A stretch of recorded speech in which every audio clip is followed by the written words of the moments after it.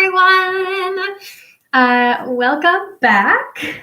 I'm Aude. I'm a co-founder here at Dandelion, and I run this live marketing series every Thursday at 3 p.m. Central European Time, which is 9 a.m. for those of you in the USA.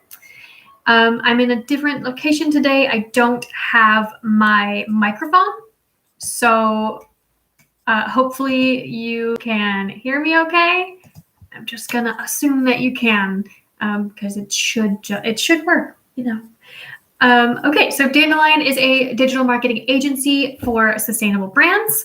We have all kinds of content here on our YouTube channel, from these lives with me to Courtney's monthly video, which is awesome, to the weekly podcast called Environmental with Dandelion, where we talk about environmental issues that we want to help you work towards understanding and solving as a small business owner. If you like our content, can you please just like, subscribe, comment? It really helps YouTube know that you want to see more of our faces every week. You can always ask questions and drop comments and topics if you'd like to cover more in at any point during the live or afterwards. We also monitor our comments on YouTube. All right, that's what I have for you today in terms of the necessary announcements. All right, so let's go. Let's talk about what you need for a landing page. Last week, I talked about what you need for a basic funnel. That was an overview. And before that, I talked about your freebie and how to make that. So watch those if you haven't already, because they are really helpful. Because I don't think that you should just jump into creating landing pages if you're working on lead generations for your business. But today, I'm going to talk about what you need for a really nice, very simple landing page. And if you need a builder for your site, we recommend Elementor if you're on WordPress, and Pagefly if you're on Shopify. Courtney has a really awesome Pagefly versus Shogun page builder video. It's linked in the description. Definitely go check that one out. It is super helpful. Okay, ready? All right, so there are two things to consider when it comes to your landing page. There's a lot to consider when it comes to your landing page, but there are two distinct spaces: above the fold and below the fold. It's pretty standard stuff, right? So what you need above the fold, which is also called the hero area when it comes to landing page. So if you're new to the jargon here, you'll probably see it called the hero area. And that's like, yeah, it's above the fold.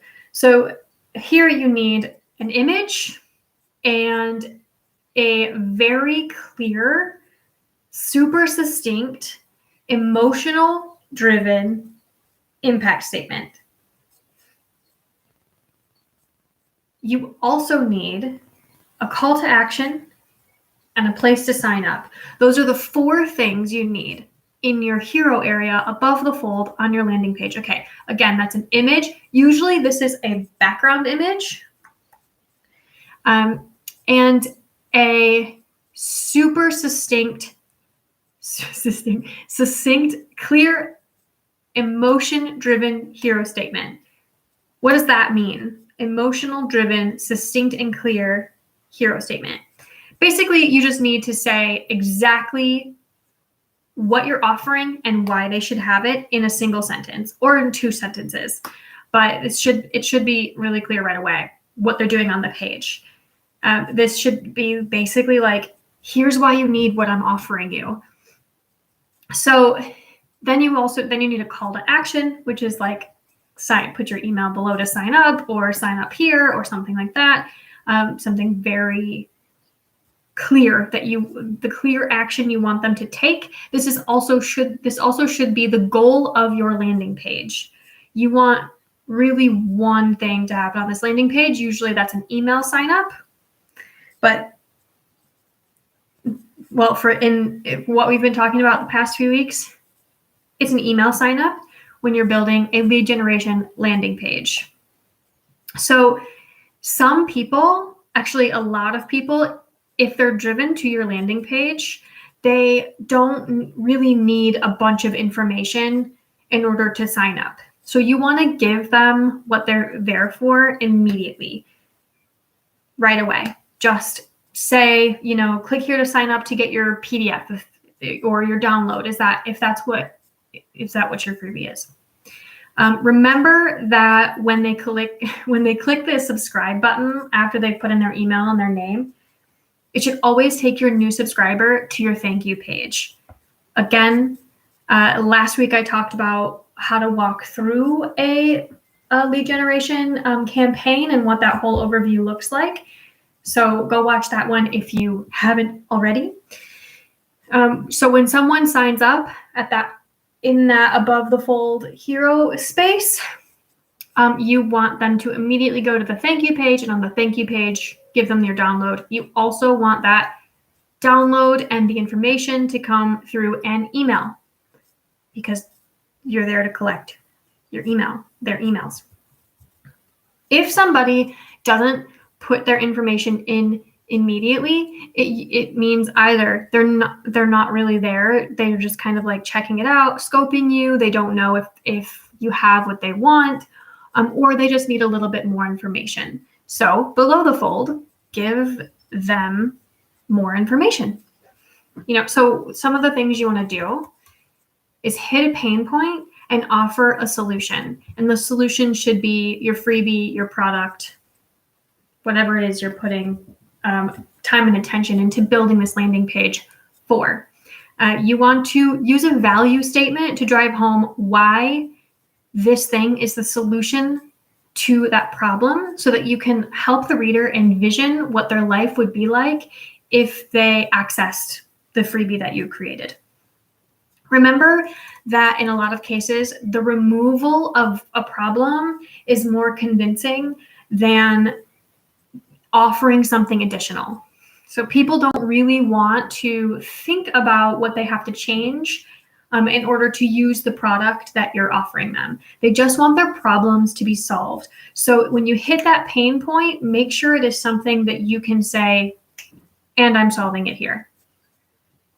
Make it feel really attainable and easy for them. This is kind of the most important thing you can do in this below the fold space, is make it feel like you understand their problems and you have the solution.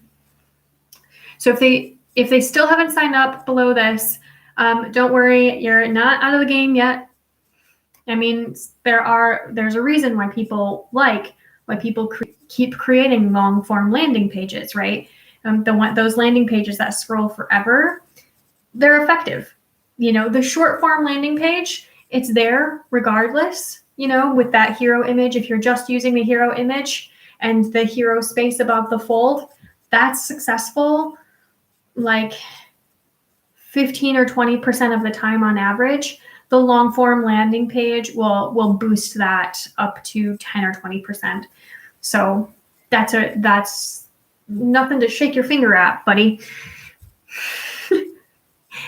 So below, if they haven't signed up, once you hit their pain point and solved all their worldly problems from your page, get really specific. Tell them exactly what they'll get and exactly how they're going to be able to access it. If there's extra stuff, if they have opportunity to get on the phone with you, if there's something more, put that right there. Make sure here that you're setting extremely clear expectations, because that you're being really clear with what they're going to get.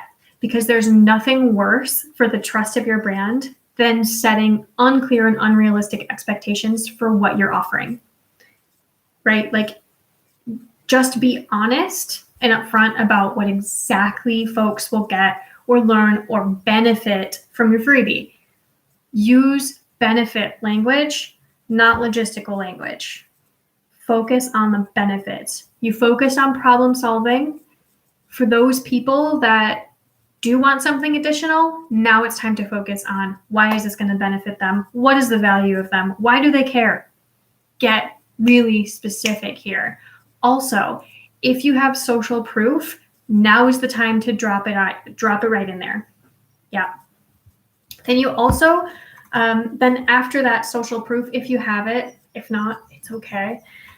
Give them another call to action. Don't make them scroll all the way back up.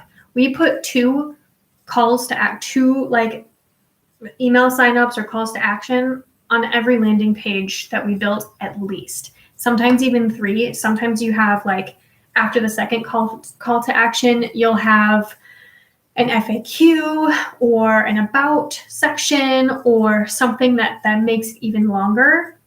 Then we put even a 3rd call to action at the bottom, just to make it really easy to get your product, because that's the whole point of this landing page, right? So after your second call to action, I just mentioned it, but kind of talk about who you are. Don't just assume that people already know your mission, that they already know what you're doing or why you're doing it, or, you know, if you're giving away a freebie, they don't assume that they know what your products or your services are. Just kind of like put a little bit of information there, and let them know, so it doesn't feel random. I talked about your freebie 2 weeks ago. So if, you know, and in that section, I talked about making sure that what you're offering and what you're giving away in your lead generation isn't coming out of left field for your brand. So when they start receiving your emails or when they're downloading, that it doesn't feel like when you start offering products and services that something is off, you know, if you know what I mean. That's pretty much what you need on a page. So just to really quickly go over that again, that is, a hero image that has a hero section that has a hero image, a very clear emotion-driven statement, a call to action above the fold. Below the fold, you hit a pain point, you offer a solution, you offer specifics, you offer benefits, not logistics, benefits, and then you give them another call to action, and then you talk about who you are and why it matters. That's what you have.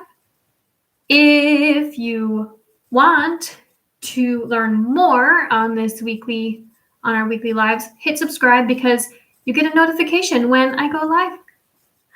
Next week, I'm going to talk about probably your least favorite, but definitely my favorite thing, which is logistics and quality assurance and the importance of checking your campaign. Have a beautiful day and see you next week.